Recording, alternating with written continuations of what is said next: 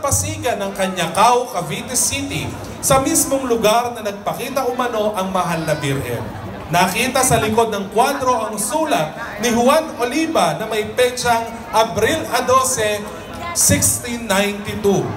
May paniniwala na sabing petsang nakasulat ay ang araw ng iluklok sa dambana ng ermita ng Portabaga ang mahal na Birhen noong ika-17 siglo.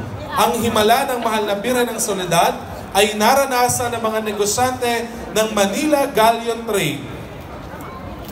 Ligtas silang nakabalik mula sa paglalayag ng mga galyon at kalakal sa Cavite hanggang Mexico. Dahil dito, ang mahal na Birhen ng Soledad ay tinawag na patrona ng mga galyon. Mula noon, maraming himalang ipinamalas ang larawan ng mahal na Birhen ng Soledad sa buong lalawigan ng Cavite. Hindi mabilang na mga biyayang natanggap. Hanggang ngayon ay nararamdaman ng mga deboto at libu-libong namamanata sa dambana ng mahal na Birhen sa Cavite City.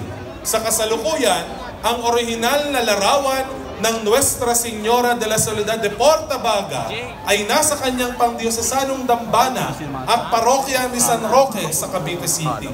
Ito ay ginawara ng koronasyong kanonikal noong Nobyembre 18, 2018 ni Arsobispo Gabriel Giordano Casia, D.D.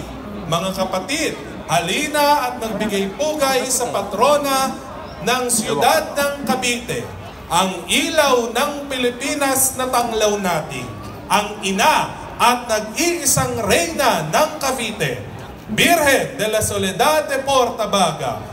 Viva la Virgen! Viva! Viva la Reina de Cavite! Viva! Viva la Luz de Filipinas! Viva!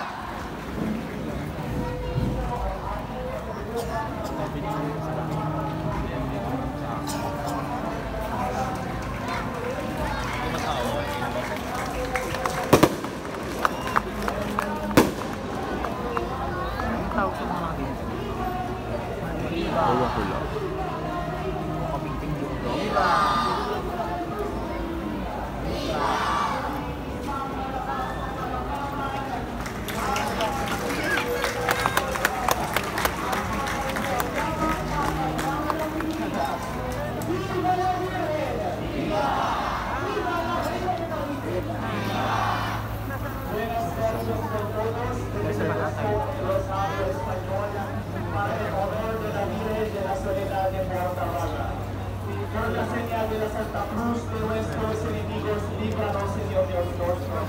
En el nombre del Padre, y del Hijo, y del Espíritu Santo. Creo en Dios Padre Todopoderoso, creador del cielo y la tierra. Y nosotros nuestro Señor Dios concedido. Por la otra gracia del Espíritu Santo, y nacido de la Virgen María, padecido debajo del poder de Poncio Pilato, fue crucificado, muerto y sepultado.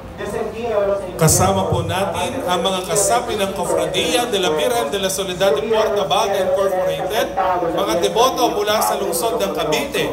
Kasama din ang mga namimintuho mula sa iba't ibang panig ng lalawigan ng Cavite. En Santa Iglesia Católica, en la comunión de los santos, en el perdón de los pecados, en la resurrección de la carne y en la vida perdurable. Amén. Padre nuestro que estás en los cielos, santificado sea tu nombre.